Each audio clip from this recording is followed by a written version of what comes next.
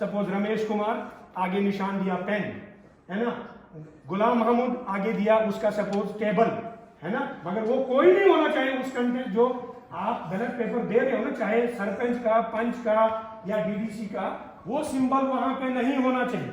इसलिए अपने लेवल पे मतलब वो होते हैं सैंपल बनाना है, मगर वो सिंबल्स नहीं होंगे जो आपके बैलेट पेपर्स पे होंगे। वो ये बैलेट पेपर ऐसा है, ठीक है ना, इसमें नाम उम्मीदवार हैं, ये चुनाव निशान है, आगे कलम है, तो आपने कलम पे स्टेप लगाना है, उठाइए अपने स्टेप और उसका दिखाइए। स्टेप का चार्ज भी, सपोज रमेश कुमार आगे निशान दिया पेन, है ना। गुलाम महमूद आगे दिया उसका सपोज टेबल, है ना। मगर वो कोई नहीं होना चाहिए उस कंटेंट जो आप बैलेट पेपर दे रहे हो ना, चाहे सरपंच का, पंच का या डीडीसी का, वो सिंबल वहां पे नहीं होना चाहिए। इसलिए अपने लेवल पे मतलब वो होते हैं सैंपल बनाना है, मगर वो सिंबल्स नहीं होंगे जो आपके बैलेट पेपर्स पे होंगे। वो ये बैलेट पेपर ऐसा है, ठीक है ना, इसमें नाम उम्मीदवार हैं, ये चुनाव निशान है, आगे कलम है, तो आपने कलम पे स्टेप लगाना है, उठाइए अपने स्टेप और उसका दिखाइए। स्टेप का चार्ज रहेगा, उसको दिखाना है, ठीक है ना।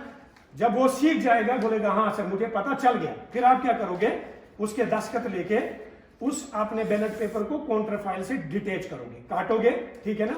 काट के आप क्या करोगे, उस बैलेट पेपर को फोल्ड करोगे, ठीक है ना, फ्री फोल्ड करोगे। और फोल्ड करने का क्या तरीका है, जैसे ये आपका काउंटर फाइल है, आप इसको यूं पहले वर्टिकली फोल्ड करोगे, ठीक है, उसके बाद हॉरिजॉन्टली फोल्ड करोगे। मगर इस तरीके के जी जो प्रिजाइडिंग अफसर साहिबान के जो दस्तखत हैं वो दिखने चाहिए यहाँ पे। Is it clear? यहाँ तक क्लियर है? आपने इसको क्रीज बिठाई, ऐसा बिठाया, फिर ऐसे नहीं देना उसके पास, वो क्या करके ऐसे लेके जाएगा, वो बाहरी स्टेप लगा के उसको फिर आप ये खोल के दोगे, बोलोगे आपको ऐसे खोल के जाएगा, ठीक है ना। अपनी मर्जी का जो कैंडिडेट तेरा पसंद उसको वोट करके फिर इसको यूं करके फोल्ड करना है, आके तो बैलेट बॉक्स में डाल देना है, वो चला जाएगा, वोटिंग कंपार्टमेंट में जाएगा, वोटिंग कंपार्टमेंट में वोट करेगा, वापस आएगा, प्रिजाइडिंग अफसर ध्यान रख रहा है, आके तो ये बैलेट बॉक्स में डाल दिया, वोट हो गया। बात समझ में आई? ये जैसे डीडीसी का अगर सिंगल, वहां सिर्फ डीडीसी का इलेक्शन हो गया तो खत्म हो गया वोट, दूसरा वोटर चले जाएगा।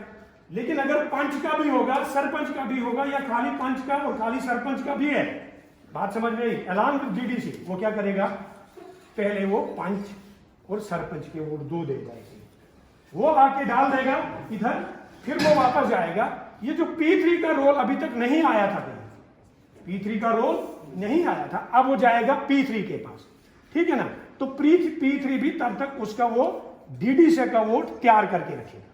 क्या करेगा, डीडीसी का जो बैलेट पेपर है उस बंदे के लिए वो तैयार रखेगा, वो काउंटर फाइल पे उसका नाम लिख देगा, ठीक है, उसका जो वोटर लिस्ट में सीरियल नंबर है वो लिख देगा, ठीक है, और उसके दस्तखत ले लेगा जैसे पहले लिया था, फिर वो और उसको क्या कर लेगा, बैलेट पेपर काटेगा, वैसे ही फोल्ड करेगा और उसको देगा, वो बोलेगा जा भाई तू वोट कर, वो जाके वोट करेगा आके।